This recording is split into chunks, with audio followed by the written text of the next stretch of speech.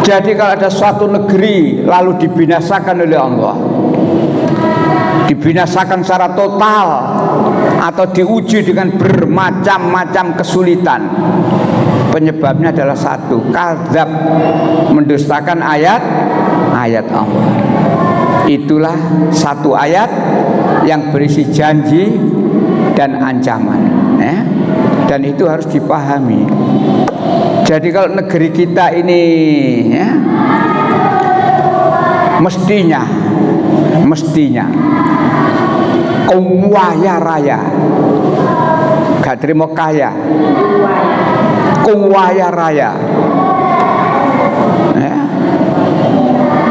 Tambang emasnya, batu baranya, timahnya dan sebagainya, kaya raya, ya. Dan Allah memberikan gambaran memang, Allah memberikan gambaran 16:112.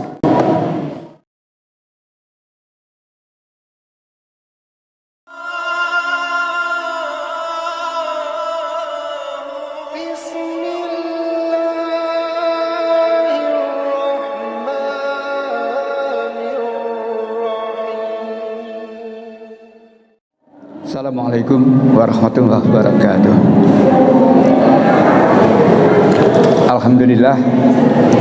Alhamdulillahirabbil alamin. Asyhadu an la ilaha illallah wahdahu la syarikalah wa asyhadu anna Muhammadan abduhu wa rasuluh. Allahumma shalli ala Muhammad wa ala ali Muhammad. Qala Allah ta'ala fil Qur'anil Karim, a'udzu billahi minasy syaithanir rajim. Ya ayyuhalladzina amanu ittaqullaha haqqa tuqatih fala tamutunna illa wa antum muslimun. Wa qala ta'ala azza faman ya'mal misqala dzarratin khairan yarah wa man ya'mal misqala dzarratin syarran yarah. Sadaqallahul azim. Ibu-ibu serta bapak sekalian, calon-calon penghuni surga yang dirahmati Allah, saya tidak ragu-ragu untuk menyebut kita ini calon penghuni surga, tidak ragu-ragu, karena memang nas dari Al-Quran seperti itu. Jangan ada yang ragu. Kemantepan kita untuk menjadi calon penghuni surga, pegang teguh dan tinggal kemudian lebih bersungguh-sungguh dalam merintis jalan sehingga kita sampai di surga yang telah dijanjikan oleh Allah itu dengan senang. Amin. Ibu bapak isi hormati, salawat dan salam semoga tetap tercurahkan pada junjungan kita Rasulullah Muhammad SAW dan seluruh pengikut-pengikutnya hingga akhir zaman nanti. Kita awali ngaji kita pada pagi hari ini dengan baca basmalah. Bismillahirrahmanirrahim. Pagi ini temanya fahami dan yakini terhadap janji dan ancaman Allah. Jadi dua masalah ini, janji dan ancaman. Kita tidak akan yakin terhadap janji Allah, kita tidak akan yakin terhadap ancaman-ancaman yang disampaikan oleh Allah kalau kita tidak paham. Kita dua digandeng, paham baru kemudian yakin. Tidak bisa dipisah. Kalau orang tidak paham, sulit untuk meyakini sesuatu. Maka faham dulu, faham. Bicara tentang memahami sesuatu, ibu bapak, seperti kajian-kajian yang lalu, fungsi otak, fungsi akal harus betul-betul difungsikan. Kalau akal ini, otak ini tidak difungsikan betul, sulit untuk memahami sesuatu, apalagi kemudian meyakini, sulit.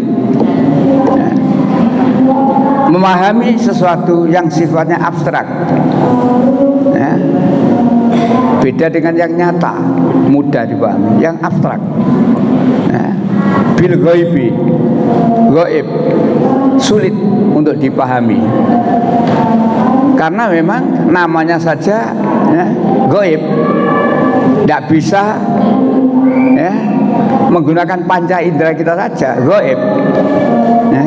Nah disinilah maka kita harus paham apa saja yang diterangkan dalam Al-Quran, walaupun panca indera kita tidak nutut untuk itu, tapi kita harus yakin. Jadi paham bahwa apa yang ada dalam Al-Quran, apa firman Allah itu semuanya benar, dan kemudian meningkat pada keyakinan. Kalau yang nyata gampang, paham gampang. 1 tambah 1 berapa? 2. Yakin. Kenapa? Nyata. Untuk buktikan gimana? Ya kelerengnya tambah 1 2 gampang. Itu yang nyata. Tapi yang abstrak ini yang sulit. Kok iso yo? Nah, oleh karena itu balik lagi, faham, yakin, janji dan ancaman. Tidak ada janji Allah yang tidak ditepati, dan tidak sedikit janji Allah dalam Al-Quran itu tidak sedikit, tidak sedikit. Semua janji Allah itu pasti benar. Ya ayyuhan nas inna wa'dahu yuhaqqun. Wahai manusia, sesungguhnya janji Allah itu benar, benar-benar ditepati. Apapun yang dijanjikan oleh Allah, baik janji untuk diberikan sekarang di dunia maupun janji akan diberikan oleh Allah besok ketika kita di akhirat, dua-duanya pasti benar, pasti ditepati, dan tidak pakai nunggu 100 hari. Itu kalau urusan kepala negara, 100 hari begini, ya 130 hari begitu. Itu kan kepala negara, ya. Allah tidak pakai 100 hari, ya. Setiap waktu janji itu akan dipenuhi. Dan juga namanya ancaman. Tidak ada namanya gertak sambel, itu tidak ada. Semua ancaman pasti akan dilaksanakan oleh Allah. Baik itu dilaksanakan sekarang di dunia maupun nanti di akhirat. Dan Allah tidak akan salah vonis. Allah tidak akan salah vonis, ya, sehingga tidak akan terjadi banding. Tidak akan terjadi banding. Kalau di dunia hukum kan ada banding, okay? Ya. Karena hukumannya sekian triliun cuma 3,5 tahun, jaksa penuntut umum banding. Akhirnya jadi 20 tahun, lumayan, ya. Tinggal nunggu ini loh, penggede Pertamina ini loh, jaluk dijirit gulune ya. Tinggal penegak hukum berani ndak? Karena mereka juga bukan sembarangan tuh, dekengnya kuat. Nah, wong sing kena iku golongan ngono-ngono. Bukan OB bukan. Bukan OB yang kena. Dari 7 sekarang sudah menjadi 9. Dan itu penggede semua, dekengnya kuat. Tinggal sekarang penegak hukumnya berani atau tidak berani. Nah kepala negaranya ya kudu tegas, kudu tegas. Aparat harus bersih, harus berani. Jangan kemudian diralat sendiri. Mari ngomong tawages, tak menyanyi, buri-buri nih hidup,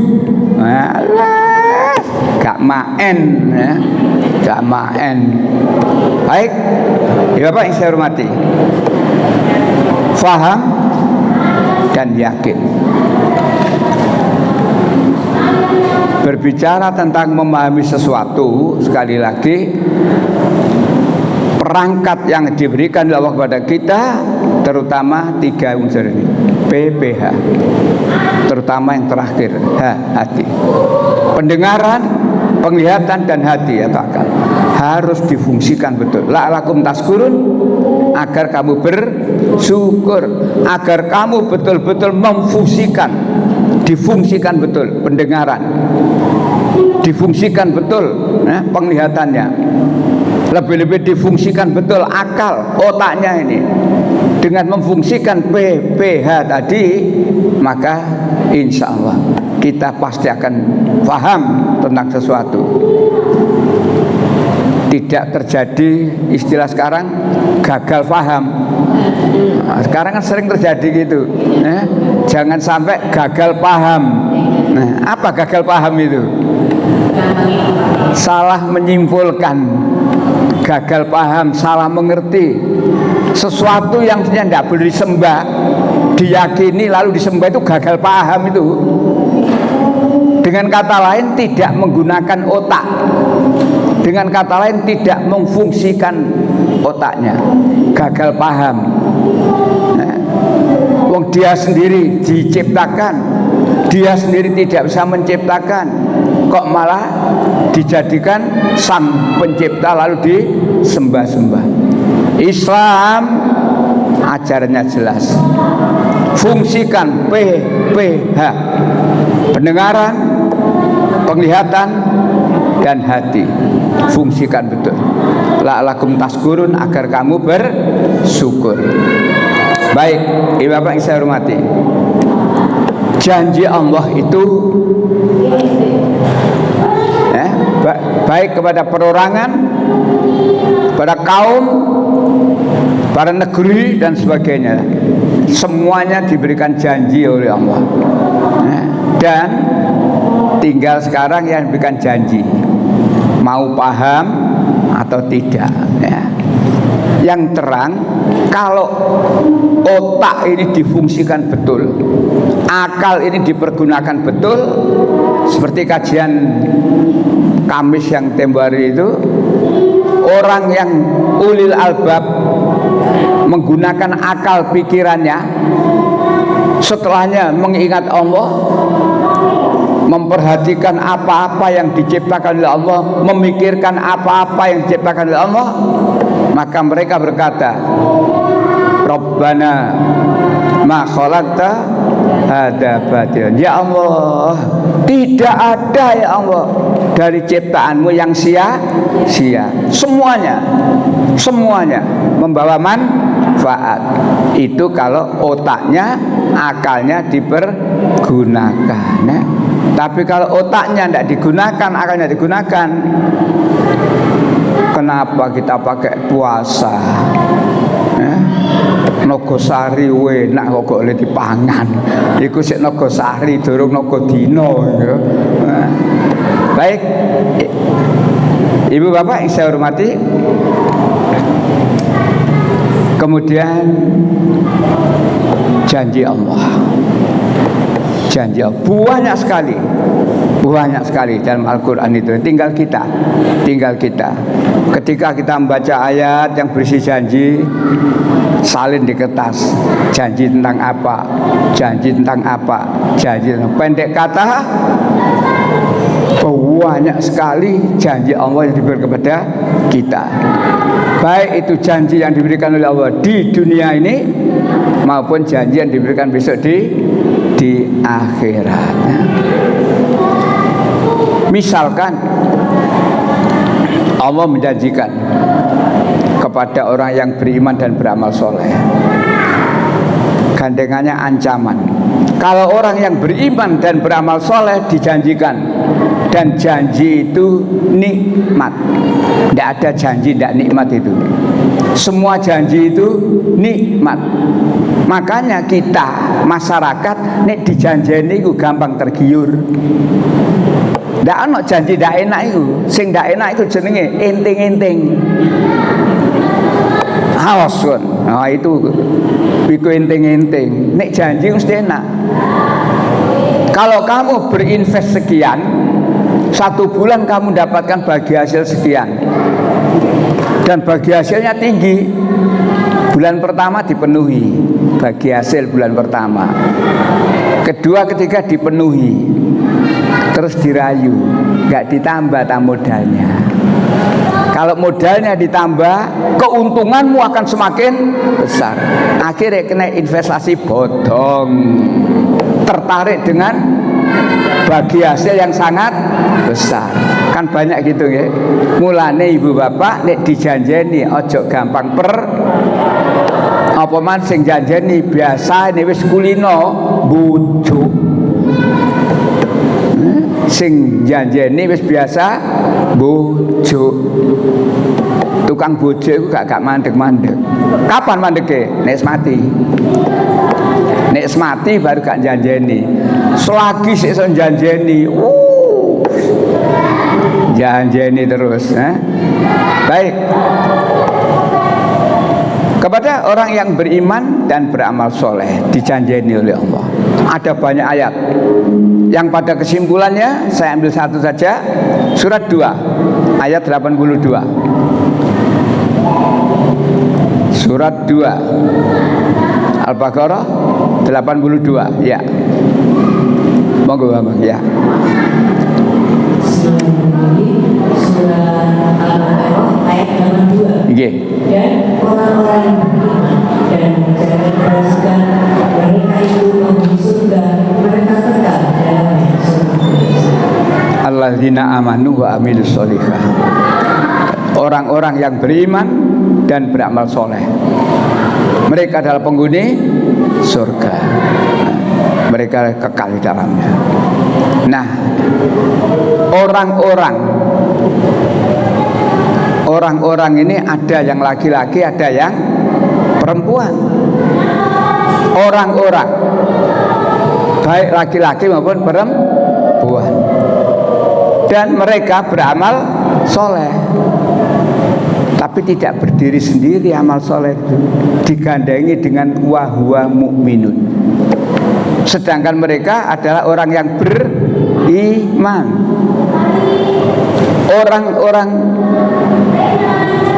Orang laki-laki, orang perempuan sama-sama berbuat soleh dan sama-sama beriman. Surat 4 124.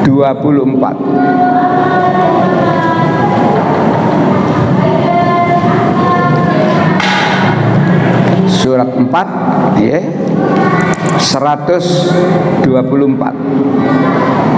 Surat 4 124. Dan barang siapa mengerjakan amal kebajikan, baik laki-laki maupun perempuan, sedang dia beriman, maka mereka itu akan masuk ke dalam surga dan mereka tidak dizalimi sedikit pun.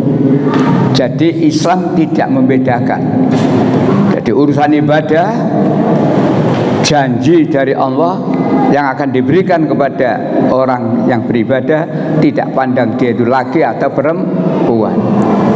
Nah, barang siapa yang membuat kebaikan, amal soleh, laki-laki ataupun perempuan, wahwa mu'minun, dan dia adalah orang yang beriman, tidak dibedakan, ya. Bahkan ibu bapak lebih rinci lagi, surat 33 Al-Ahzab ayat 35. Ini rinci banget ini. 35.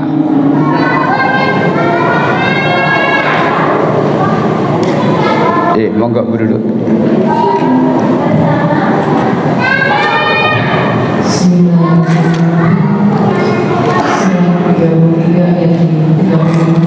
Sesungguhnya laki-laki dan perempuan yang muslim, laki-laki dan perempuan yang mukmin, laki-laki dan perempuan yang tetap dalam ketaatannya, laki-laki dan perempuan yang benar, laki-laki dan perempuan yang sabar, laki-laki dan perempuan yang khusyuk, laki-laki dan perempuan yang bersedekah, laki-laki dan perempuan yang berpuasa, laki-laki dan perempuan yang memelihara kebangunannya, laki-laki dan perempuan yang menyebut nama Allah telah menyediakan untuk mereka ampunan dan pahala yang besar. Diulang begitu banyak, laki-laki dan perempuan yang, laki-laki dan perempuan yang, laki-laki dan perempuan yang, tidak dibedakan sama sekali. Memang ada yang dibedakan tapi dalam urusan tertentu. Allah Maha tahu mengapa laki-laki dan perempuan tidak dibedakan dalam urusan ini, dan mengapa laki-laki dan perempuan dibedakan dalam hal lain. Allah Maha tahu. Contohnya sholat berjamaah dibedakan. Kalau jamaahnya itu terdiri dari laki-laki dan perempuan, imam sholatnya harus laki-laki, diatur. Dalam sebuah rumah tangga, Allah mengatur ar-rijalu qawwamuna 'alan nisa. Laki-laki itu sebagai diatur. Jadi tidak terus sapa sing pangkate dhuwur kepala rumah tangga, ndak. Diatur. Itulah Islam. Jadi 33, 35 tadi begitu rinci. Laki-laki dan perempuan yang banyak sekali, yang tidak ada perbedaan. Apa yang diberikan Allah kepada laki-laki dan perempuan yang itu? Ampunan dan pahala besar. Tidak dibedakan, tidak dibedakan. Kalau dalam kehidupan ini ada kemudian protes, perempuan minta disetarakan dengan laki-laki. Napa jenenge protes itu? Emansipasi. Nek prasaku gak emansipasi, eman temen uteke gak digawe. Emansipasi, eman temen uteke gak digawe. Wedok ngeyel njaluk dadi padha karo wong lanang. Maka kalau otaknya dipakai, ojo ngeyel-ngeyel. Allah sedang buat aturan, dan itu kalau diterapkan dalam kehidupan, memang Islam ini tidak bisa dipisahkan dengan kehidupan, baik itu sosial, ekonomi, politik dan sebagainya. Islam tidak bisa dipisahkan dengan itu semuanya.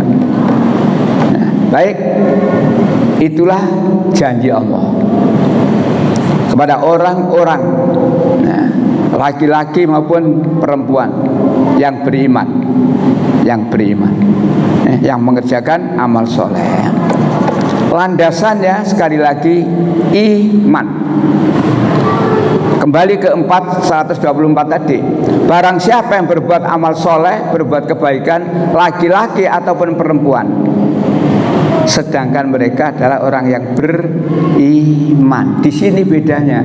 Jadi yang membedakan kita di hadapan Allah nanti itu adalah karena satu, iman kita. Baru kemudian yang kedua adalah amal soleh kita. Sudah dijadikan dua kelompok, iman dan tidak iman. Iman melompok dalam satu kelompok, iman. Tidak iman melompok. Tidak iman itu berarti kafir, tidak iman itu berarti musyrik, tidak iman itu munafik, ngumpul dari hiji. Garisnya jelas, iman dan tidak iman. Iman dipisahkan lagi, dipilih lagi. Iman bagaimana? Iman yang beramal soleh dan iman yang tidak beramal soleh. Pokoknya aku sholat, pokoknya aku poso, tapi tidak berani untuk melaksanakan perintah Allah. Kita diperintahkan ittaqullah, bertakwalah kamu kepada Allah. Salah satu di antara ittaqullah itu, perintah takwa itu adalah amar ma'ruf nahi munkar. Ini juga dakwah. Ini adalah pencapaian dari la'allakum tattaqun, agar kamu bertakwa. Takwa di sini tidak sekedar taat. Ya, memang takwa itu melaksanakan perintah, menjauhi larangan. Dari mengerjakan perintah itu diantaranya adalah menjadi orang yang berani amar ma'ruf nahi munkar. Jangan menjadi orang yang diam saja, melihat kemungkaran merajalela, tapi dalilnya cuma sing penting aku gak melu. Biarlah mereka begitu, yang penting saya tidak ikut. Bukan itu sikap orang Islam, ajaran Islam tidak begitu. Nah, ini harus dipahami.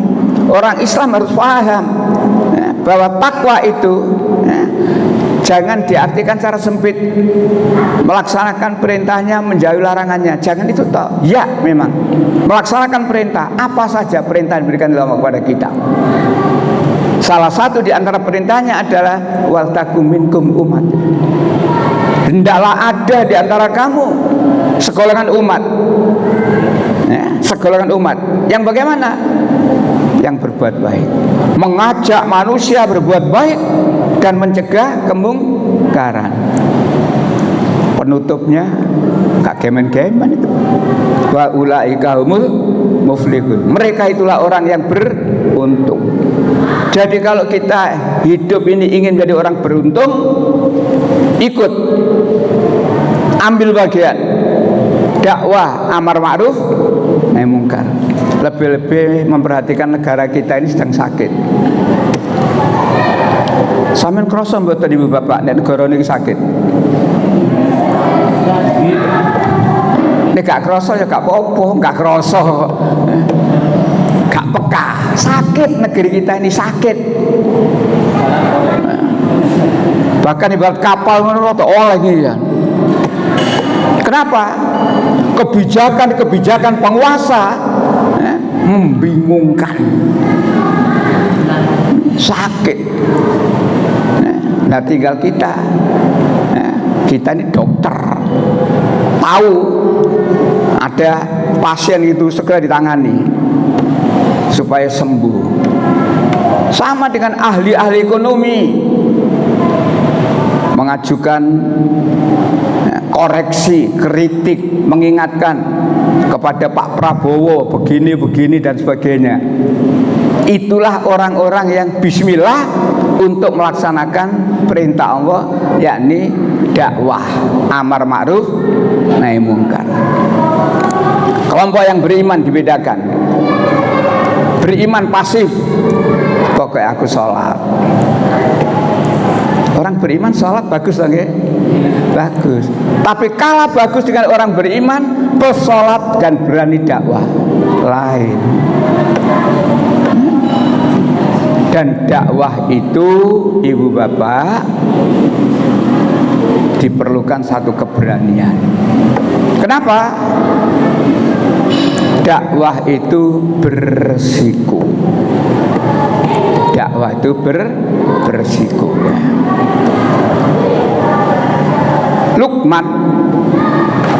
Luqman di dalam mengantarkan anaknya menjadi anak yang memperhatikan situasi. Luqman menjadikan anaknya menjadi anak yang sungguh-sungguh di dalam melaksanakan ibadah sholat. Dipakai landasan itu surat Luqman, surat 31 ayat 17. Ya bunaya aqimis sholat. 31 17.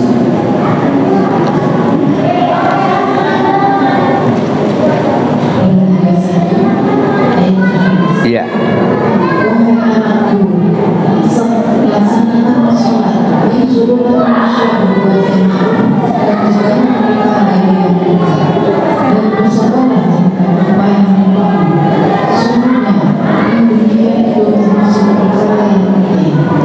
Luar biasa.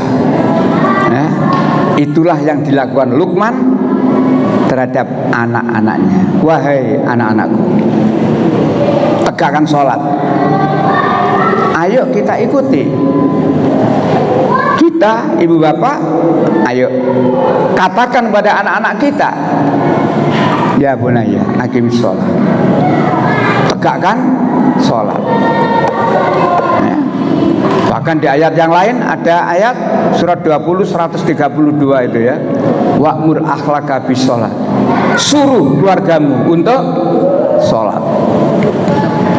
Kalau sholat ini sudah betul-betul diopeni, istiqomah, dipahami betul-betul, ini menjadi dasar sholat. Kalau sudah meningkat yang kedua, wa'mur bil ma'ruf wanha 'anil munkar. Suruh manusia berbuat baik. Baru kemudian wanha 'anil munkar, cegah manusia dari perbuatan mungkar. Jadi dilandasi dengan sholat yang sungguh-sungguh, ya, mantap sholatnya, dijaga betul sholatnya, dijaga segalanya, ya waktunya, ya caranya dan sebagainya. Dan kemudian berani melangkah yang kedua tadi, amar ma'ruf nahi mungkar. Tapi Luqman tidak lupa mengingatkan anaknya. Apa kata Luqman? Wasbir alama asabar, dan bersabarlah kamu terhadap apa-apa yang menimpahmu. Artinya dakwah amar ma'ruf itu beresiko. Ya. Jadi ini zaman dulu sudah disampaikan oleh Allah dalam Al-Quran. Mengajak orang berbuat baik, mencegah kemungkaran itu beresiko. Dan ini sampai hari ini, bahkan sampai kiamat. Yang diajak baik ada kalanya alhamdulillah mau mengikuti kebaikan itu. Yang diajak baik melengos, gak ngereken sampean. Ada yang diajak baik malah nesu dan seterusnya. Itulah keadaan manusia. Dan ini sudah terjadi sejak zaman dahulu. Nah, maka harus yakin, kita diajak berbuat baik itu harus yakin bahwa itu ada manfaatnya. Tidak mungkin tanpa manfaat, itu tidak mungkin. Semua itu pasti membawa manfaat. Nek otak dipergunakan dan dipakai. Baik. Kepada kaum, kalau tadi kepada perorangan, sekarang ada kaum, pada kaum. Jadi di sini Allah banyak menyebut orang-orang yang kafir. Jadi ini kalau tadi banyak yang menyebut beriman, amal soleh tadi beriman. Yang di ini tentang orang-orang kafir. Apa janji Allah, ancaman Allah pada orang-orang kafir? Surat 14, Surat Ibrahim ayat 28.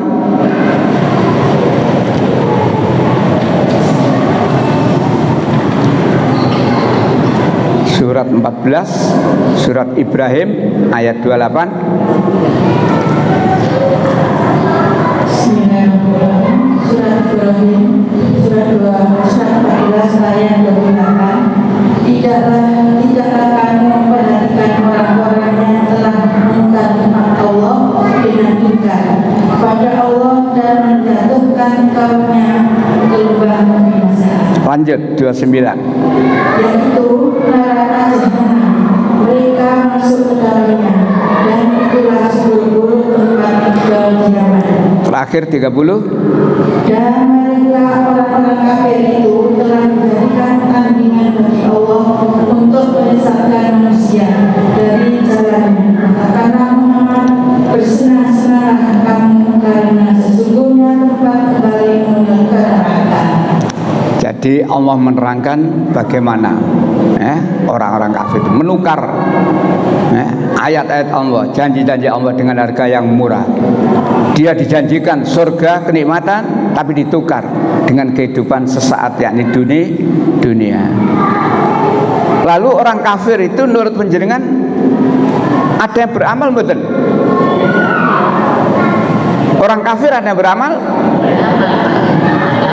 Quran menerangkan amalan orang kafir itu 14 Surat Ibrahim ayat 18.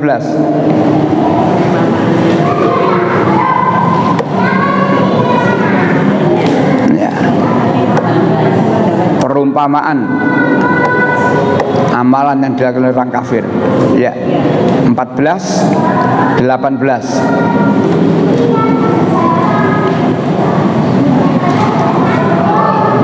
Ye.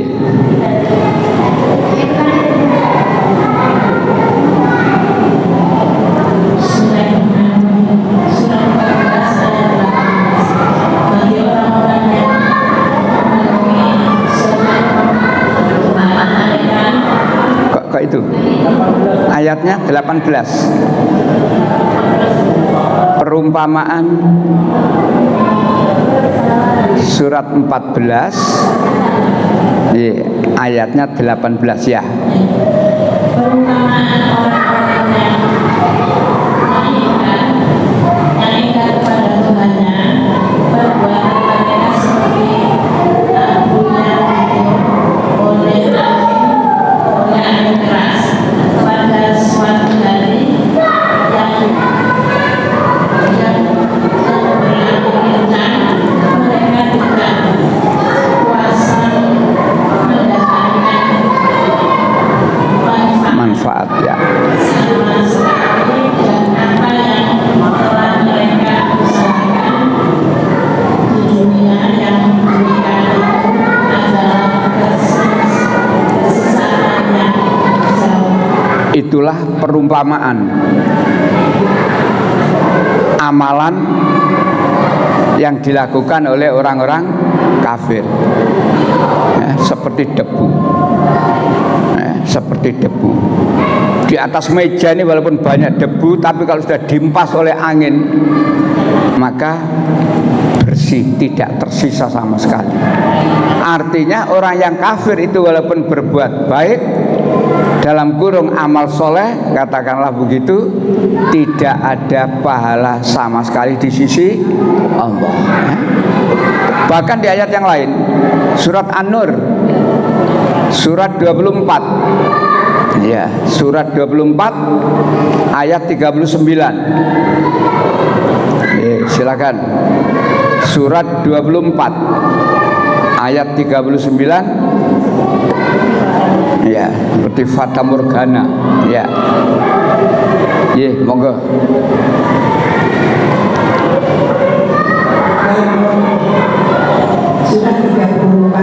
Surat 24. Iya, 24 surat An-Nur. Ya, ayat 39.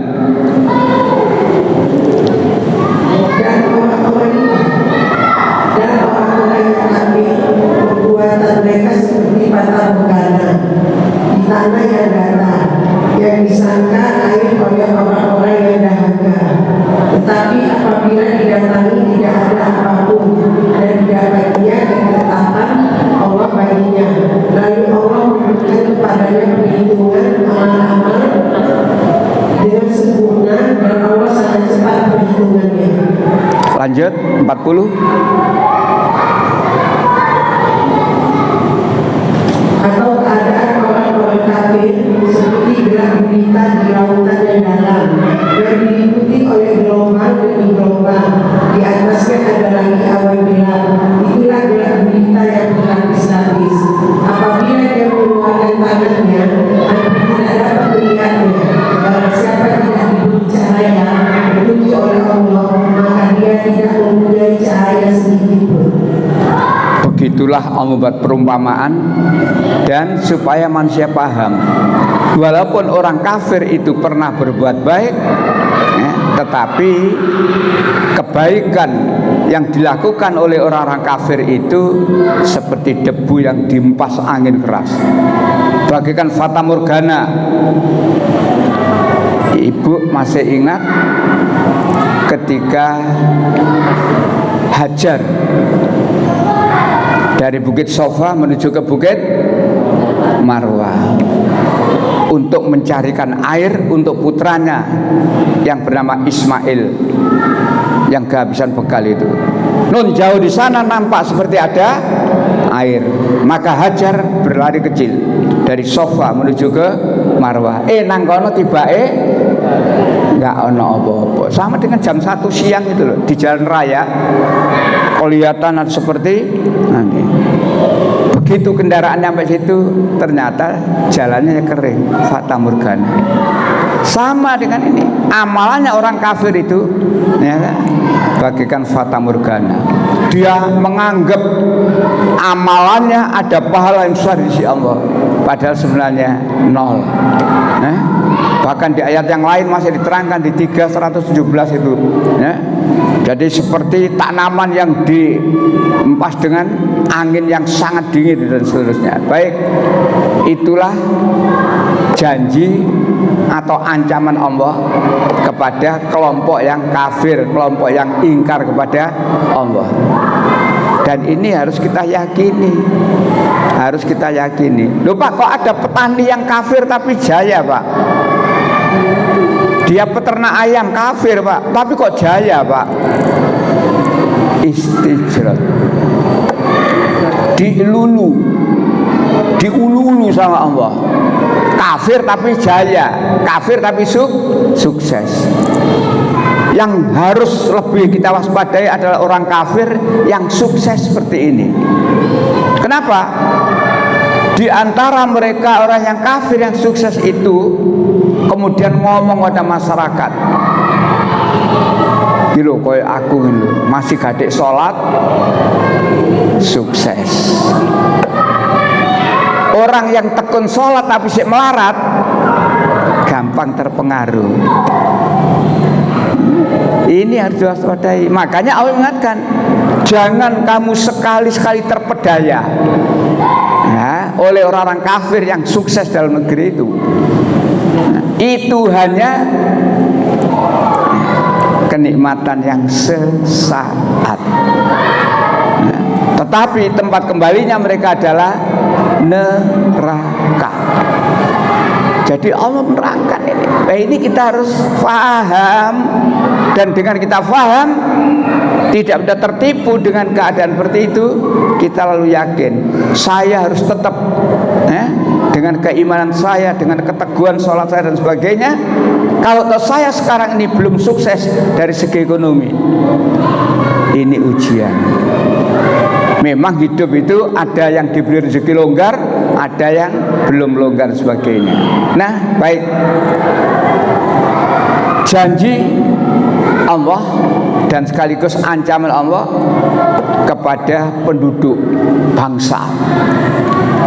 Ya. 7:96. Walau anna ahlal qura. 7:96. Ya, silakan. 7:96. Dan sekiranya penduduk negeri beriman dan bertakwa, pasti kami akan melimpahkan kepada mereka berkah dari langit dan bumi. Tetapi ternyata mereka mendustakan ayat-ayat kami, maka kami siksa mereka sesuai dengan apa yang telah mereka kerjakan. Jadi di ayat itu kalimat yang pertama janji Allah. Kalimat yang kedua ancaman Allah. Jadi satu ayat komplit janji dan ancaman. Allah menyatakan, jika atau apabila penduduk suatu negeri, termasuk negeri kita Indonesia, apabila penduduk Indonesia ini beriman dan bertakwa kepada Allah, ini persyaratannya. Napa syaratnya? Beriman dan bertakwa. Nah, pahami dulu persyaratan ini. Jangan dikesampingkan persyaratan ini. Persyaratan itu kan oleh Allah harus kita pahami dan kemudian kita wujudkan. Amanu wattaqu. Kalau persyaratan itu kan oleh Allah ini sudah kita laksanakan, sudah terpenuhi, apa janji Allah? La fatahna balaim barakati minas samia. Aku Allah pasti akan mencurahkan berkah, rahmat dari langit maupun dari bumi. Dari langit, dari langit. Nah, maka yang didatangkan dari langit itu membawa berkah. Dari bumi yang ditumbuhkan dari bumi semua juga membawa berkah. Nek penduduknya beriman dan bertakwa, disinilah taruhannya. Ayo dipahami persyaratan ini, jangan kemudian diabaikan. Kalau kita ingin betul-betul mendapatkan janji Allah, limpahan rahmat, barokah dari langit maupun dari bumi. Kalimat berikutnya, nah masih di ayat itu, walakin kadzabu. Tetapi karena mereka mendustakan ayat-ayat Allah, mendustakan, gak percaya, dituturi ini gak percaya, ditunjukkan aturan yang sempurna, aturan yang pasti benar, yakni Al-Quran, gak percaya. Mereka memilih aturan yang tidak jelas kebenarannya. Walakin kadzabu. Tetapi karena mereka kadzab, mendustakan ayat Allah. Apa kejadiannya? Karena mendustakan ayat Allah, kalimat yang terakhir, maka kami binasakan mereka. Kami binasakan mereka karena perbuatan mereka. Jadi kalau ada suatu negeri lalu dibinasakan oleh Allah, dibinasakan secara total atau diuji dengan bermacam-macam kesulitan, penyebabnya adalah satu, kadzab, mendustakan ayat Allah. Itulah satu ayat yang berisi janji dan ancaman, dan itu harus dipahami. Jadi kalau negeri kita ini mestinya kaya raya, gak terima kaya, kaya raya, tambang emasnya, batu baranya, timahnya dan sebagainya, kaya raya, dan Allah memberikan gambaran memang. Allah memberikan gambaran 16:112 negeri kita ini Surat An-Nahl surat 16 ayat 112.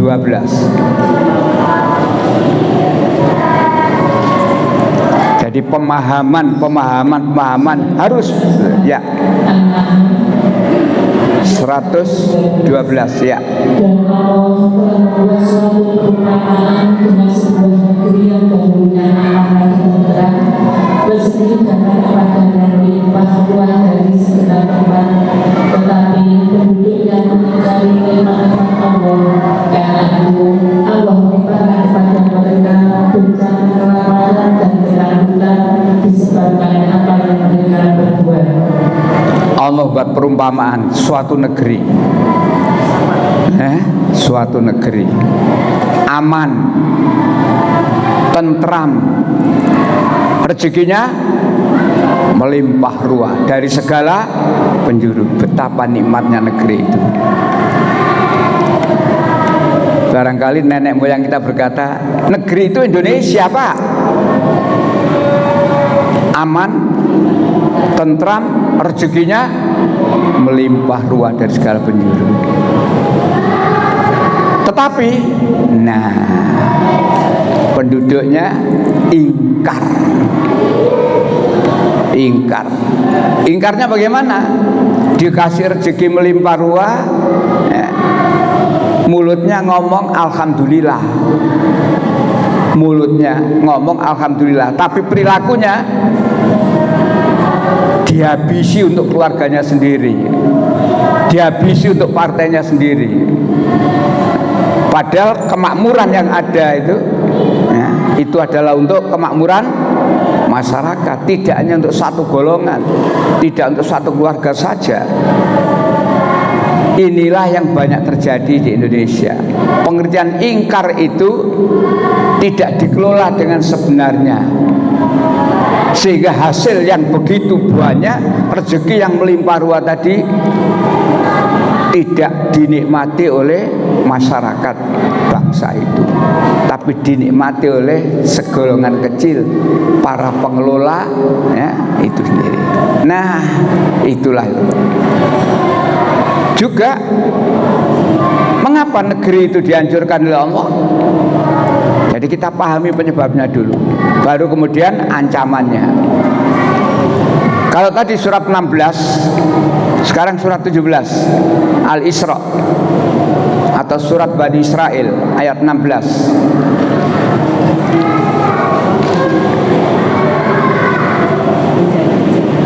Surat 17 ya, ayat 16. Jika kami hendak membinasakan suatu negeri, maka kami perintahkan kepada orang yang hidup di mewah negeri itu agar bertaat ya Allah. Tetapi bila mereka melakukan kedurhakaan di dalam negeri itu, maka sepantasnya berlakulah terhadapnya perkataan atau hukuman kami. Kemudian kami binasakan sama sekali negeri itu. Jika Allah hendak, jika Allah hendak, jadi Allah itu tidak ujuk-ujuk. Dari ayat ini kalau kita perhatikan, jika Allah hendak, katakanlah kita melihat cuaca, tidak ujuk-ujuk hujan. Kalau Allah hendak menurunkan hujan, maka Allah memberikan isyarat apa? Mendung. Jika Allah hendak menurunkan hujan, Allah memberikan isyarat mendung. Tidak ujuk-ujuk. Walaupun juga bisa terjadi mari panas tahu-tahu hujan, tapi umumnya masyarakat sudah bisa mendungi peteng rek. Sama dengan ini, jika Allah hendak membinasakan suatu negeri, maka tidak ujuk-ujuk dibinasakan. Allah perintahkan kepada orang-orang yang hidup mewah. Ingat ayat ini, Allah menyuruh, memerintahkan kepada orang yang hidup mewah. Dalam tafsir diterangkan siapa orang hidup mewah dalam arti ayat ini. Baik itu pemimpin-pemimpin agama, baik itu pemimpin bangsa dan negara, wakil-wakil rakyat, konglomerat, orang-orang yang hidup mewah diperintah oleh Allah. Apa perintahnya? Supaya mereka taat. Perintahnya cuma itu, kepada orang-orang yang hidup mewah agar mereka taat kepada Allah. Taat ini luas. Taat ini luas. Bagi yang beragama Islam diperintah puasa, taat puasa. Bagi yang beragama Islam diperintahkan sholat, taat melaksanakan sholat, dan seterusnya. Taat. Tetapi mereka berbuat durhaka. Inilah Indonesia. Jadi di Indonesia ini tidak sedikit orang-orang yang hidup mewah, yang mestinya harus taat, tapi ternyata mereka berbuat durhaka. Akibatnya, kalau tadi Allah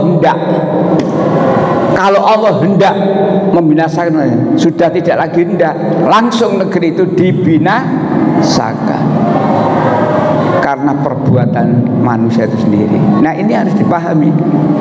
Jadi musibah itu terjadi, azab Allah itu terjadi lantaran penduduk tidak mau taat kepada Allah.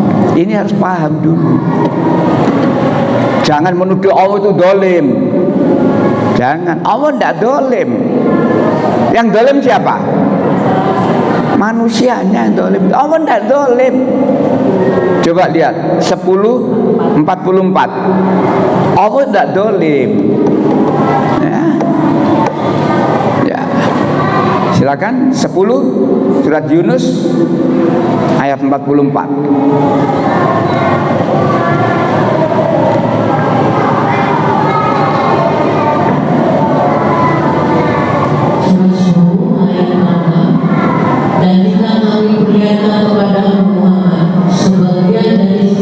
Kakak itu Bu, 10:44. Ya, surat 10 ayat 44. Ya.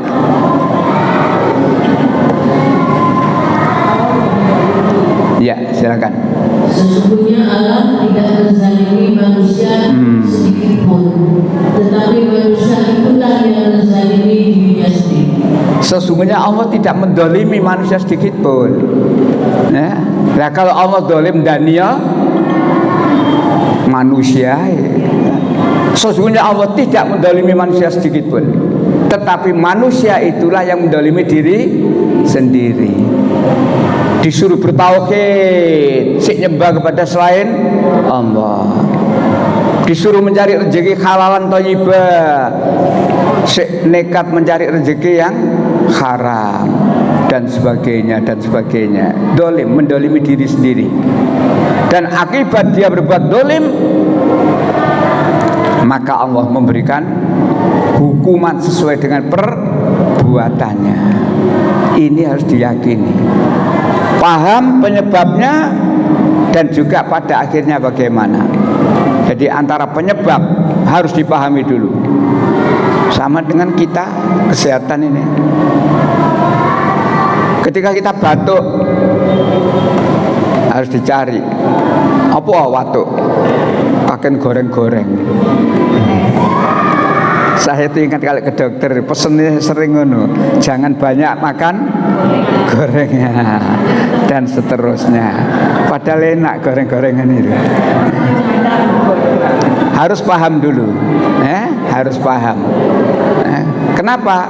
Karena banyak mengandung itu dan sebagainya. Dengan paham itu lalu yakin, iya. Dengan beberapa hari saya tidak makan goreng-gorengan, batuk saya berkurang, yakin. Tapi kalau itu tidak diyakini, tambah ngekel waduh. Baik, Ibu, Bapak yang saya hormati, yang dirahmati Allah. Janji ini diberikan oleh Allah kepada kita, pada orang yang beriman dan bertakwa tadi, ya. Di dunia, ya, tidak usah nunggu besok. Orang itu kan senengannya sadek, dijanjani saiki karpe ya kudu saiki. Allah Maha tahu. Allah juga tidak menunda-nunda janjinya. Di dunia, aku menjanjikan pada kamu dan sekarang tak penuhi. Penjanjian puasa ingin mendapat apa? Kalimat terakhir, la'alakum tatakun, agar kamu. Sering saya tanyakan, nek penjanjian takwa dapat apa? Yo kan ngono ta. Nek penjanjian takwa kita disuruh puasa, kutiba alaikumusiyam. Sama seperti umat yang lalu, ya, puasa. Walaupun puasanya umat yang lalu enggak jelas, sudah saya terangkan kemarin ya. Di Taurat itu Nabi Musa puasa 40 hari. Di Taurat itu Nabi Harun puasa 40 hari. Tapi bulan apa, mulai jam berapa tidak jelas. Di Injil Yesus puasa 40 hari 40 malam. Di Injil juga diterangkan Yesus puasa 40 hari titik. Orang Kristen tanya ayat ini, sing di sing bener. Posone Yesus itu 40 hari 40 malam atau 40 hari saja, bingung. Ya, tapi Quran mengatakan kama kutiba alal ladzina min qablikum, sebagaimana puasa yang telah aku wajibkan kepada umat sebelum kamu, ya. Kita itu nikmat. Kita itu nikmat, melakukan ibadah jelas, tata caranya jelas, kapan waktunya jelas, bagaimana caranya jelas, karena ada contoh dari Rasulullah Muhammad SAW. Serba jelas, nikmat. Istilah saya dalam kajian, ibadah dalam Islam itu nikmat dibanding dengan ibadah dalam agama-agama lain. Kalimat terakhir, la'alakum, agar kamu bertakwa. Pertanyaannya, nek sampean takwa ento opo? Dunia, belum akhirat misal. Di satu ayat, Ibu, surat 8 ayat 29. Ini dunia. Ya ayyuhalladzina amanu in tattaqullaha. 8 29. Ya.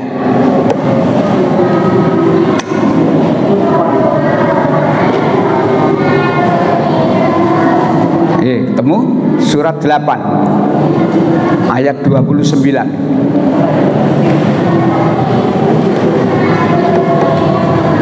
Surat 8 Ya. 29. Ya, betul. Wahai orang-orang yang beriman, jika kamu bertakwa kepada Allah, niscaya Dia akan memberikan Furqan. kemampuan membedakan antara yang baik dan batin kepadamu dan menghapus segala kesalahanmu dan mengampuni dosa-dosamu. Allah memiliki karunia yang besar. Ayat itu janji Allah kepada orang yang bertakwa. In tattaqullah, jika kamu bertakwa oleh Allah, yas'alumu furqana. Salah satu surat dalam Al-Quran, surat 25, namanya apa? Surat Al-Furqan, pembeda yang hak dengan yang batil. Artinya kalau kita itu takwa oleh Allah, kita selalu dibimbing oleh Allah. Ini loh hak, ini loh batil, ini loh yang harus kamu kerjakan, ini yang harus kamu tinggalkan. Dibimbing oleh Allah, dibimbing oleh Allah. Nah, syaratnya satu, intattaqullah, jika kamu bertakwa kepada Allah. Jadi orang takwa itu insya Allah tidak akan salah di dalam berbuat halal dikira haram, atau sebaliknya haram dikira halal. Tidak, karena dibimbing oleh Allah. Yas'alu furqan, Allah akan memberikan furqan kepadamu, pembeda antara yang hak dengan yang batil. Nikmatnya kalau kita takwa. Belum lagi tambahan lain, dihapus kesalahannya dan sebagainya. Itu dunia ya. Dan tidak cukup sampai di situ. Orang yang bertakwa oleh Allah di dunia masih diberi lagi oleh Allah. Surat 65 ayat 2 kalimat terakhir, dilanjutkan ayat 3 dan ayat 4 kalimat terakhir. Surat 65 ayat 2 kalimat terakhir, wa may yattaqillaha. Ya, ayat 2 dulu, monggo yang ketemu kalimat terakhir saja. Barang siapa bertakwa kepada Allah.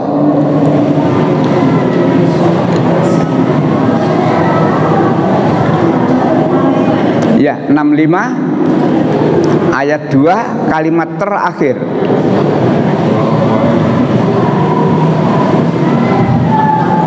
Dan barang siapa bertakwa kepada Allah, niscaya Dia akan membukakan jalan keluar baginya. Itulah janji Allah, membukakan jalan keluar. Artinya kita hidup itu menghadapi banyak masalah, tapi kalau kita takwa, Allah membukakan jalan keluar. Jalan keluar. Tidak ada urusan yang tidak terselesaikan. Ya apa carane ya nyeret pelaku jasa palsu itu? Ada jalan keluar. Yang penting ya ada pelaku keadilan ini ya ada punya satu keberanian apa? Takwa kepada Allah, diberikan jalan keluar. Ya. Mengapa sampai hari ini tidak ada jalan keluar? Berarti penguasanya tidak takwa, yang ada cuma ketakutan. Nah, balik lagi ayat 2. Di samping jalan keluar, lanjut ayat 3. Dan Dia memberinya rezeki dari arah yang tidak disangka-sangka. Terus. Dan barang siapa bertawakal kepada Allah, niscaya Allah akan mencukupkan keperluannya. Itulah ayat 3, rezeki. Wajah disut min haitsu la yahtasib. Itu lanjutannya ayat 2 tadi. Wa may yattaqillaha, barang siapa yang bertakwa Allah, niscaya Allah akan memberikan rezeki la yahtasib, tidak disangka-sangka. Nah, sekarang ini penuh rekayasa. Perusahaan Sritek Tutup nggih? Iya, Pak. Sekian ribu karyawannya. Tapi hebatnya dalam tanda petik, hanya dalam waktu 1 bulan tidak sampai wis ana investor masuk. Sadurunge wis diatur iki. Kok secepat itu? Iki nek awak dipaham gunakna utek. Bukan berarti hebat ya penguasa yang mencari pengganti investor. Duduk ngono. Wis diatur sadurunge. Sekian ribu karyawan, katakan nanti dipekerjakan lagi mulai nol lagi masa kerjanya. Gajinya mulai dasar lagi dan seterusnya. Konsep tidak mensejahterakan rakyat, tetapi justru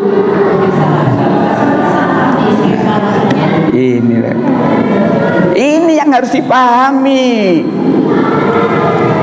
Karyawan diangkat dengan 0 ya, masa kerja, mikir, lah ini aku mau nganggur aku. Timbang nganggur, ndak apalah 0 kerja. Padahal sekarang gaji saya sudah sekian, dengan 0 kerja nanti daripada kelontang-kelantung belum dapat ini. Nah, kembali lagi ya, ayat 3, wa yarzuq min zaitulah tasib. Kalau kita itu bertakwa kepada Allah, Allah akan memberikan rezeki layak tasib, tidak tersangka-sangka, tidak diduga. Warga negara Indonesia yang ada di Arab Saudi tidak menduga bahwa ada investor, orang-orang kaya Indonesia yang urunan 11 orang masing-masing berapa? 2 miliar. Setiap orang 2 miliar. Mendirikan pom bensin di Arab Saudi. Dan termasuk UMKM. Dan nanti pekerjaannya 70% masyarakat Indonesia di sana. Tidak main-main ini. Layak tasib. Tidak disangka oleh warga Indonesia di sana. Tahu-tahu 11 orang pengusaha Indonesia yang muslim. 2 miliar. Masing-masing 2 miliar. Tidak pakai bicara keuntungan, aku mau kayak keuntungan. Tidak. Inilah jual beli dengan Allah. Jual beli dengan Allah. Allah membeli jiwa dan harta orang-orang yang beriman. Allah membeli harta dan jiwa dan harta. Milik siapa? Orang yang beriman. Berapa harganya? Surga. Jadi jiwa yang kita miliki ini Ibu, Bapak, harta yang kita miliki ini sebenarnya sudah dibeli oleh Allah. Mulane nek ana umat memerlukan jiwa kita, agama memerlukan jiwa kita, umat memerlukan sebagian harta kita, ayo bismillah. Karena sesungguhnya yang kita miliki ini sudah bukan milik kita, sudah dibeli oleh Allah. Berapa harganya? Surga. Surat 9 111. Inilah perdagangan yang tidak pernah dibicarakan itu ya. Surat 9 ayat 111. Allah membeli atau Allah telah membeli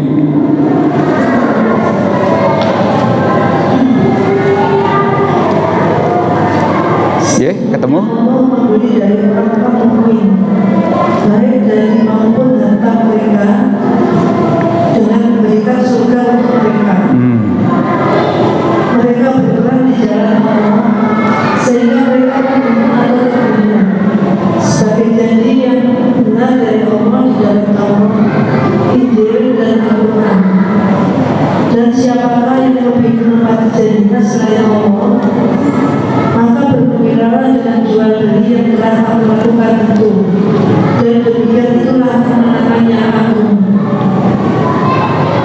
bergembiralah kamu dengan jual beli yang telah kamu lakukan. Ini jual beli di masyarakat biasa, kadang-kadang yang untung sepihak. Kemurahan aku dodol omah iku mau. Jadi sing tuku kelarangan aku tuku mau sepihak. Tapi jual beli dengan Allah, berbahagialah dengan jual beli yang telah kamu lakukan dengan Allah. Karena apa? Jaminannya surga. Surga, surga. Walaupun itu masih kasat mata, tapi kita harus paham. Karena apa? Diterangkan banyak sekali dalam Al-Quran. Jangan sampai gagal paham ketika Allah memberitahu tentang surga. Dan kalau sudah paham, yakin bahwa janji Allah yang akan menempatkan kita dalam surga itu pasti. Jadi yakin, paham dulu, yakin, ya, dan surga. Di dalam Al-Quran terangkan, orang-orang yang takwa ini dapat 2 surga. Tapi tidak 2 surga toh, ditambah lagi dengan 2 surga lagi. Oke, ya. 55 surat Ar-Rahman ayat 46. Surat 55 ayat 46.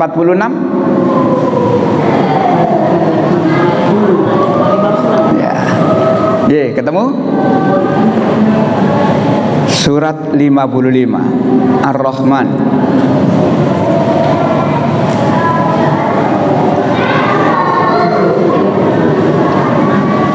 ayat 46.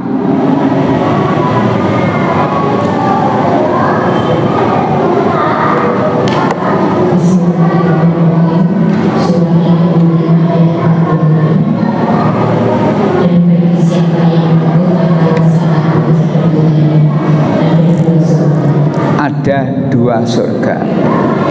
Dan Allah masih nambah lagi. Suratnya tetap ayat 62. Suratnya tetap ayat 62.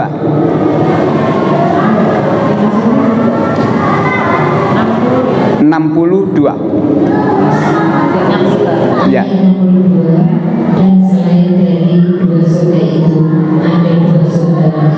Selain 2 surga di ayat 46 itu masih ditambah lagi 2 surga lagi. Bahkan di surat lain, surat 70 ayat 35.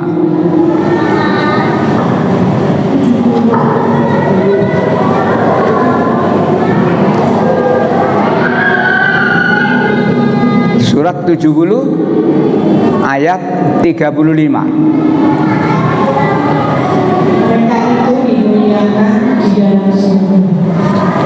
Mereka itu dimuliakan di dalam surga-surga. Jadi itulah janji Allah kepada orang yang bertakwa. Termasuk janji Allah kepada orang yang menolong agama Allah, menegakkan agama Allah dan kemudian mati terbunuh. Ada ya umat Islam yang kemudian mati terbunuh karena menegakkan agama Allah? Ada. Apa janji Allah kepada mereka? Orang yang mati karena menolong agama Allah, ya, maka jelas tidak pakai ditanya besok, tidak pakai ditanya besok itu, tapi langsung mereka adalah hidup di surga. Kamu yang tidak mengerti, kita yang tidak paham. Coba kita lihat surat 2 154. Inilah janji Allah, penghargaan dari Allah kepada orang yang mati karena menegakkan agama Allah. 2 154.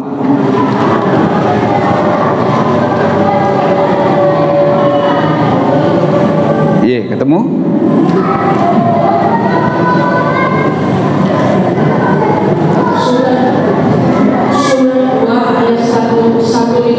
Ya. Dan janganlah kamu mengatakan orang-orang yang terbunuh di jalan Allah mereka telah mati.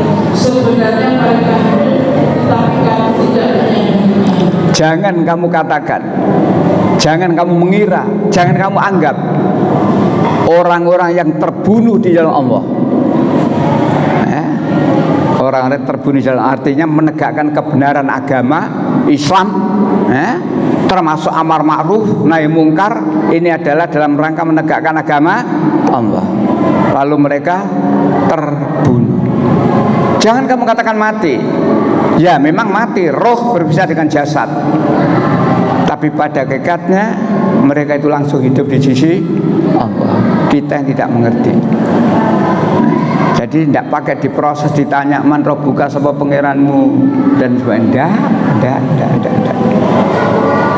Inilah janji Allah. Dan kita harus paham, artinya kalau penjaringan punya keluarga, ikut bersama teman-teman mahasiswa, bersama teman-teman guru besar dalam rangka menyuarakan kebenaran, mengoreksi penguasa yang dolim, lalu di tengah-tengah itu kena dor mati, jangan lalu menyesal.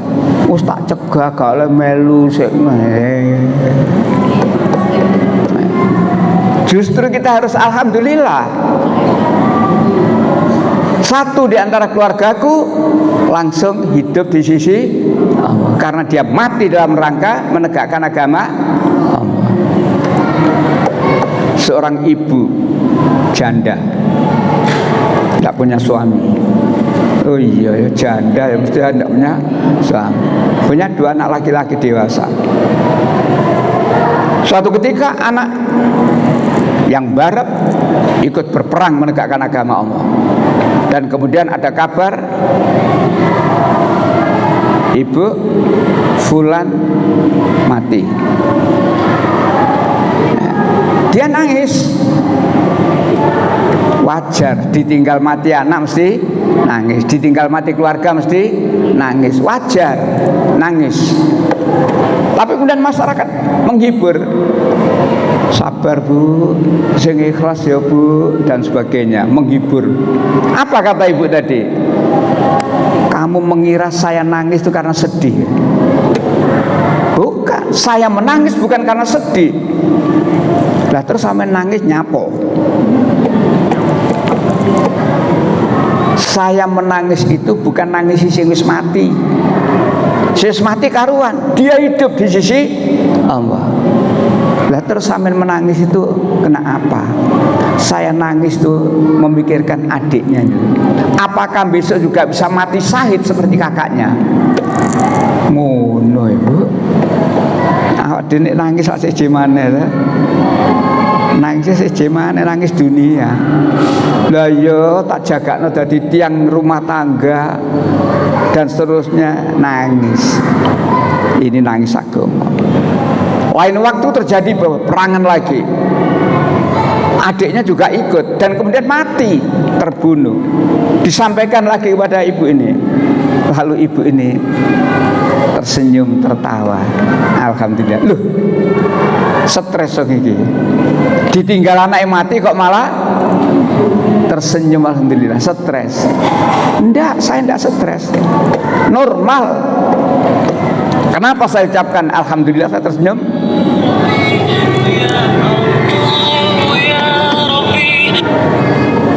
Sebentar. Kenapa saya tersenyum tertawa? Karena 2 anak saya, dua-duanya langsung di tangan Allah surga. Inilah bu janji Allah kepada para syuhada. Janji Allah kepada. Jadi jaga nih, barangkali penjenengan punya keluarga, punya keluarga. Contohnya seperti tempo hari itu apa? 212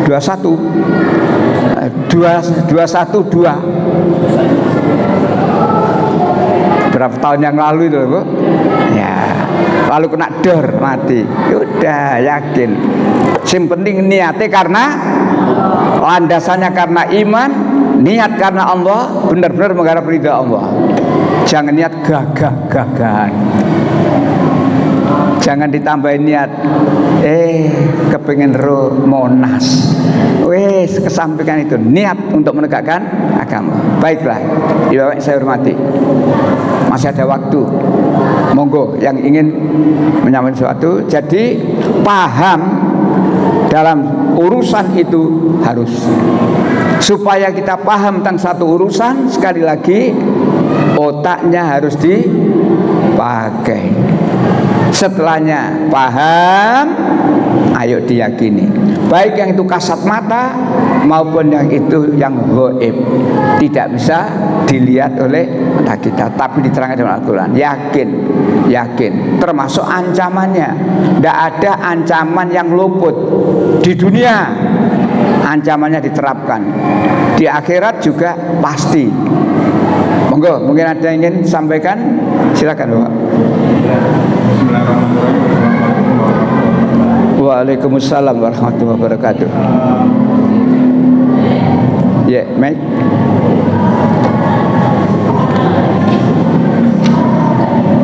Ya Ustaz, dari temanya sangat menarik dan sering banyak ditanya, yaitu janji dan ancaman Allah itu apa benar? Jadi seperti itu. Terima kasih kalau temanya seperti itu. Saya ingat sebuah curhat dan juga protes pada seorang Ustaz yang bilang, Allah ini saya ini sudah sholat tahajud, saya sudah puasa, sudah macam-macam, tapi hidup saya begini saja. Saya antara adzan dan iqamah selalu berdoa, sholat duha seperti itu, tapi hidup saya seperti itu saja, masih kekurangan dan macam-macam.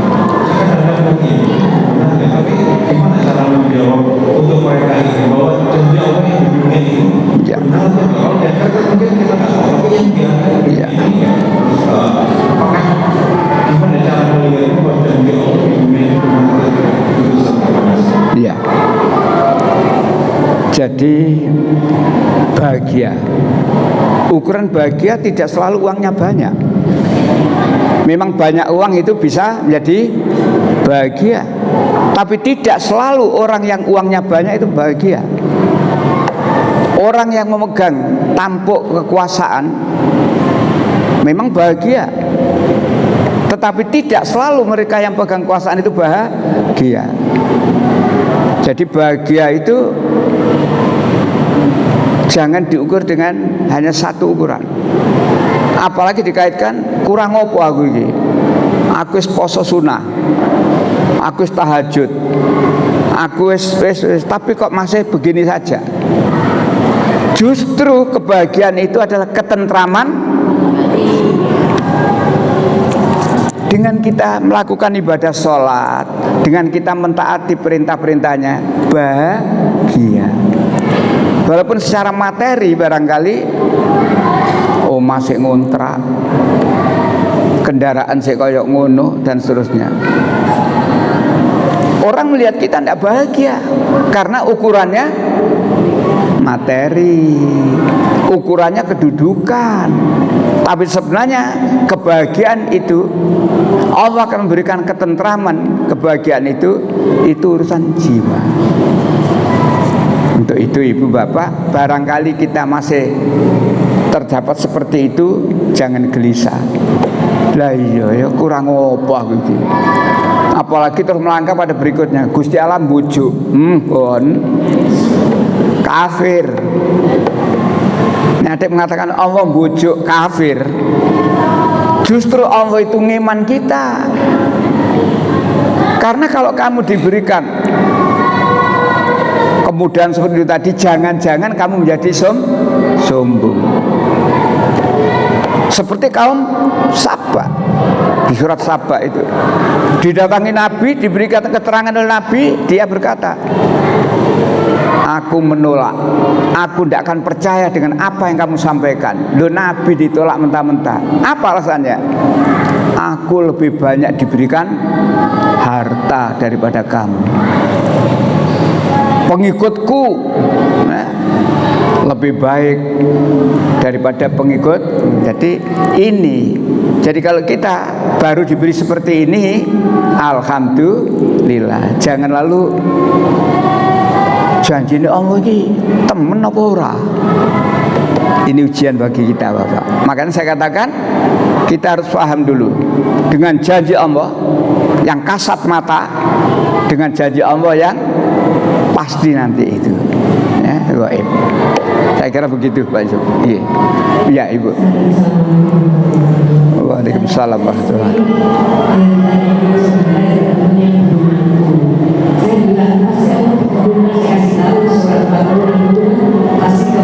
Iya. Ya. Ya. Ya. Jadi balik lagi, kita harus yakin. Kita harus yakin. Allah mengatakan dan Tuhanmu berfirman 40-60 tadi ya. Dan Tuhanmu berfirman, berdoalah kamu kepadaku dan aku pasti akan mengabulkan. Kita harus yakin. Tetapi ayat ini tidak titik di situ toh. Ada gandengannya dengan ayat-ayat yang lain tentang bagaimana cara kita berdoa. Tidak sekedar nyadong, tapi berdoa juga disertai dengan ketaatan dulu. Ketaatan. Ditambah lagi isi doa kita jangan melampaui batas, jangan berlebihan. Umpamanya saya seperti ini, lalu tahu-tahu mohon padamu ya Allah besok 29 mbok ya ada yang gandeng saya menjadi wapres Gibran takone. Itu namanya berlebihan. Kau ini udah diopo Dil? Wong potonganmu ngene kok kepengin dadi. Kalau sekedar ya Allah, mudah-mudahan saya nanti apa sing wajar. Dan juga diterangkan itu di surat 7 205 diterangkan berdoa dengan dan sebagainya. Yang terang harus kita yakini Allah tidak akan bujuk. Berdoalah kamu kepadaku dan aku Allah pasti mengabulkan. Ini harus kita yakini. Adapun kalau doa kita belum terkabul, satu, ya, jangan putus asa supaya kamu lebih mendekatkan diri pada Allah. Jangan terus timbangannya berdoa gak dikabulno, gak berdoa aku. Jangan. Supaya kita lebih mendekatkan diri kepada Allah. Disinilah ya mendidik kita supaya istiqomah semakin dekat kepada Allah. Satu. Yang kedua, sambil kita lakukan introspeksi. Apa doaku kok belum terkabul? Mungkin dari perbuatan saya masih ada yang tidak bersih. Rezeki yang saya terima mungkin masih bercampur dengan rezeki yang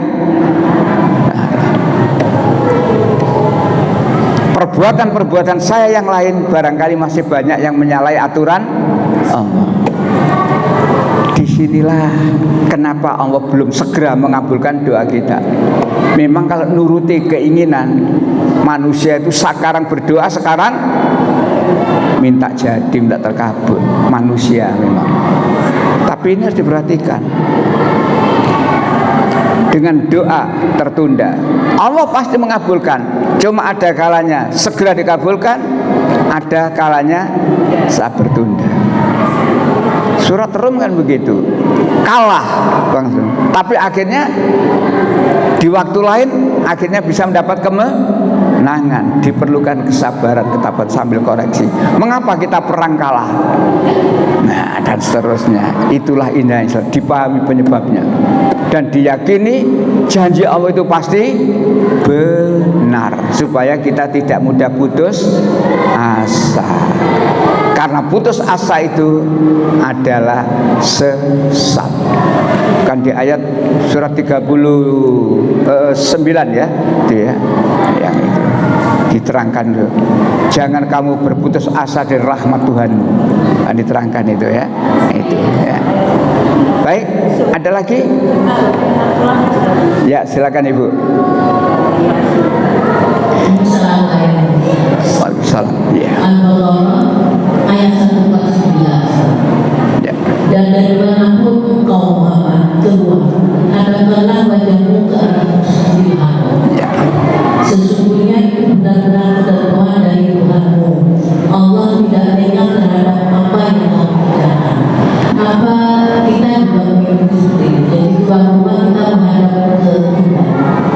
Ayat ini menyangkut perintah perpindahan arah kiblat. Jadi ayat ini menyangkut perintah perpindahan arah kiblat. Artinya di mana saja kamu berada, hadapkan wajahmu. Artinya ketika kita melakukan ibadah sholat, di mana saja kamu berada, hadapkan wajahmu ke. Ini maksudnya di waktu kita sholat. Bukan berarti setiap kegiatan kita harus menghadap ke.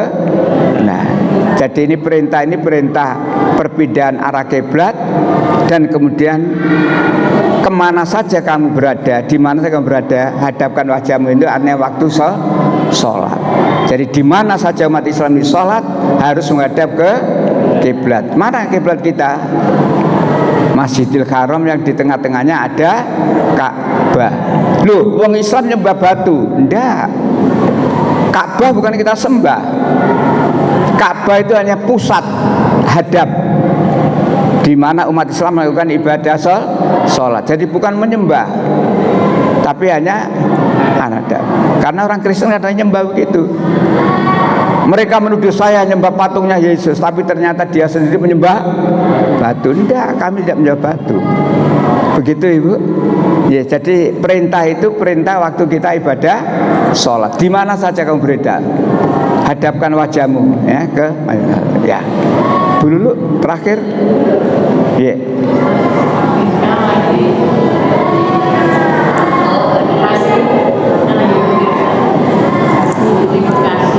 Bekasi ya.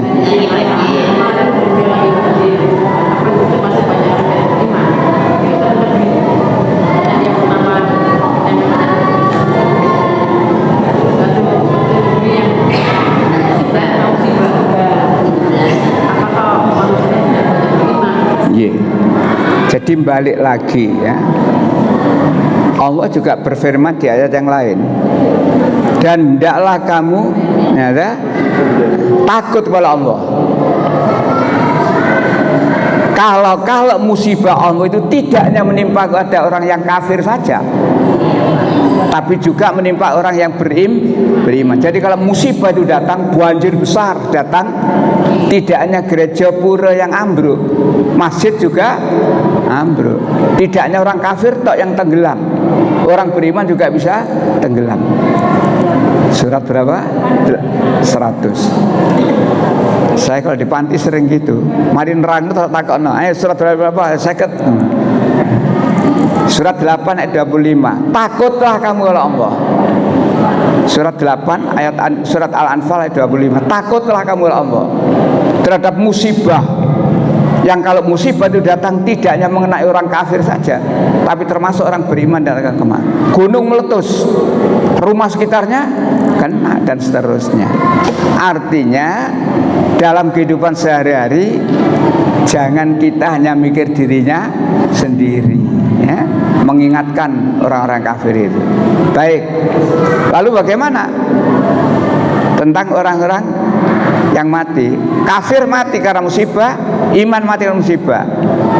Ingat, besok surat 99 ayat 6. Besok itu seluruh orang yang sudah mati dihidupkan kembali. Baik orang yang beriman mati, kafir mati, semuanya dihidupkan kembali.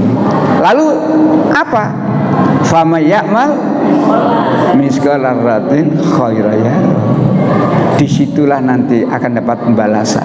Siapa yang berbuat baik, Allah akan memberikan balasan lebih baik. Wa may ya'mal. Nah, Itu yang harus kita yakini. Walaupun mati nih kena banjir, podo. Mati nih karena gempa, kebruan bangunan, podo. Ya. Dalam? Iya. Jadi ya itulah. Balik lagi, musibah yang terjadi ini bima kasabat aidinas, karena perbuatan tanganmu sendiri. Perbuatan bagaimana? Nek ngomong saluran gak tahu diresiki, amber. Ya, karena perbuatan sendiri, perbuatan yang kadzab, gak nurut Gusti Allah dan sebagainya. Karena perbuatanmu, karena aturanmu yang menyengsarakan rakyat kecil dan seterusnya. Ini termasuk ayat itu, surat 30, surat Rum. Ya. Dalam apanya? Laut dipagir sama. Itulah laut dipageri. Nggone ana kapal liwat ditarik. Petani apa itu pelaut bingung. Jadi pengertian bima kasabat aidinas, karena perbuatanmu. Yang satunya lagi bima kasabat aidikum, karena perbuatan orang-orang secara berjamaah. Itulah yang kemudian mengakibatkan bencana. Oleh karena itu di satu sisi mereka berbuat makar, merencanakan kejahatan, di sisi lain orang yang beriman harus dakwah amar ma'ruf nahi mungkar. Ini sampai kiamat tidak akan pernah beres. Orang kafir yuqatiluna fi sabilit taghut, berjuang untuk menegakkan menghancurkan agama Islam. Orang yang beriman berjuang menegakkan agama Islam. Ini sepanjang masa. Baik, sampai di sini Bapak. Ini penjemput. Terakhir pasti ada. Oh ya, mau nggak terakhir?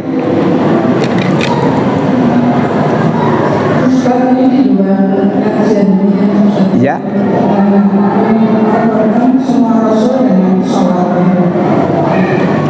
Ya.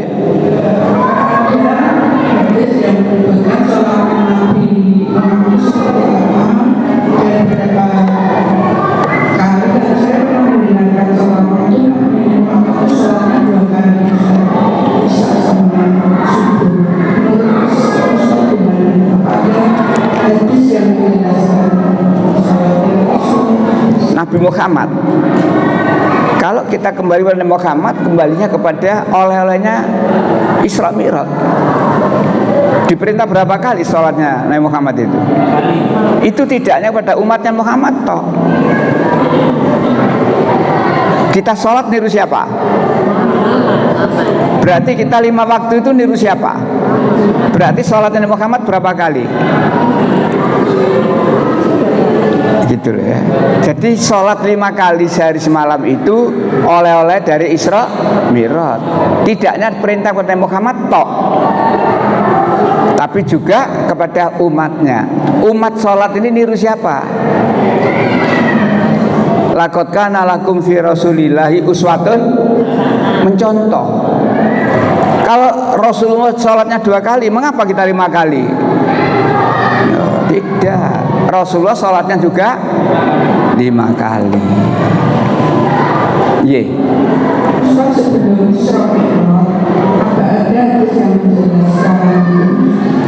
Ye.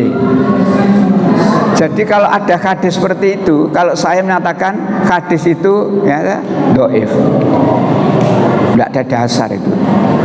Katakanlah kalau dia berani mengatakan sholatnya Nabi Muhammadnya 2 kali, mengapa sama sholat 5 kali? Berarti gak nyontoh Rasul. Dekat kan begitu. Iya.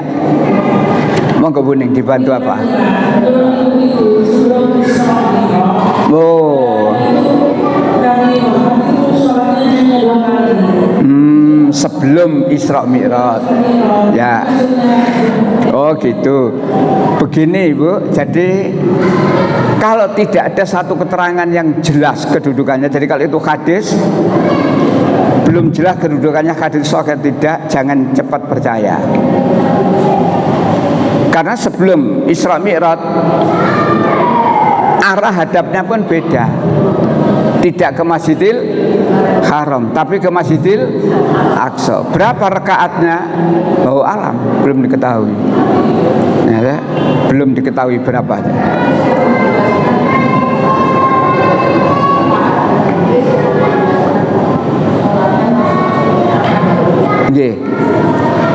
Saya belum membaca hadis yang menerangkan sholatnya Rasul itu waktu itu bagaimana, berapa kali dalam satu hari satu malam. Jadi kecuali kalau ada keterangan yang jelas, katakanlah kalau saya orang Muhammadiyah, kalau itu sudah ditarjih, nah baru saya. Kalau masih pendapat perorangan, perlu dicarikan keterangan lebih dulu yang betulkah hadis ini sahih. Jangan-jangan kadung percaya tiba keliru. Mungkin di atas harga dan sebagainya, tapi memang ada hadis. Ya. Siapa yang orang itu sholat berjamaah isya dan subuh itu akan ada hadis, maka dia akan dibangunkan. Itu jadi hadis itu kan memang banyak sekali ya. Jadi kalau kita sudah berbicara tentang hadis, kita harus hati-hati karena hadis itu kan kedudukannya macam-macam ya kan? Nah, jadi kalau kurang jelas tanya kepada ahli hadis supaya kita wis kadung percaya tibae salah. Ngaten Ibu, baik Ibu Bapak. Terima kasih perhatiannya. Kita akhiri dengan baca hamdalah. Alhamdulillahirabbil alamin. Subhanakallahumma wa bihamdika asyhadu an la ilaha illa anta astaghfiruka wa atubu ilaik. Assalamualaikum warahmatullahi wabarakatuh.